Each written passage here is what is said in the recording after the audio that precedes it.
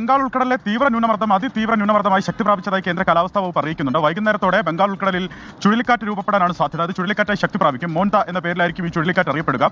Thailand നിർദ്ദേശിച്ച പേരാണ് ഈ മോൻത എന്നുള്ള പേര്. ഇത് ഈ തീവ്ര ചുഴലിക്കാറ്റായി മാറി ചൊവ്വാഴ്ച വൈകുന്നേരത്തോടെ ആന്ധ്രാ തീരത്തും മച്ചിലിപ്പട്ടണത്തിനും കലിംഗപട്ടണത്തിനും ഇടയിൽ കാക്കിനടയ്ക്ക് സമീപം മണിക്കൂറിൽ പരമാവധി 110 കിലോമീറ്റർ വരെ വേഗതയിൽ കരയിൽ പ്രവേശിക്കാൻ സാധ്യതയുണ്ടെന്നാണ് കേന്ദ്ര കാലാവസ്ഥാ വകുപ്പ് അറിയിക്കുന്നത്. ആന്ധ്രാപ്രദേശ്, യാനം, തെക്കൻ ഒഡീഷ തീരങ്ങളിൽ ചുഴലിക്കാറ്റ് മുന്നറിയിപ്പിന്റെ ആദ്യഘട്ട മുന്നറിയിപ്പായ യെല്ലോ മെസ്സേജ് നൽകിയിട്ടുണ്ട്. കനത്ത മഴയും ശക്തമായ കാറ്റും ആ മേഖലയിൽ ലഭിക്കുമെന്നാണ് കേന്ദ്ര കാലാവസ്ഥാ വകുപ്പ് അറിയിക്കുന്നത്. അതിതീവ്ര മഴയ്ക്ക് മുകളിലുള്ള മഴയോ ആ മേഖലയിൽ ലഭിക്കാനുള്ള സാധ്യതയാണ് നിലനിൽക്കുന്നത്. സംസ്ഥാനത്ത് ഇത് എങ്ങനെ ബാധിക്കുമെന്നുള്ളതാണ് ഏറ്റവും പ്രധാനപ്പെട്ട കാര്യം. ഈ ചുഴലിക്കാറ്റിന്റെ സ്വാധീനത്തിന് പുറമെ അറബിക്കടലിൽ തീവ്ര ന്യൂനമർദ്ദം സ്ഥിതി ചെയ്യുകയും ചെയ്യുന്നുണ്ട്.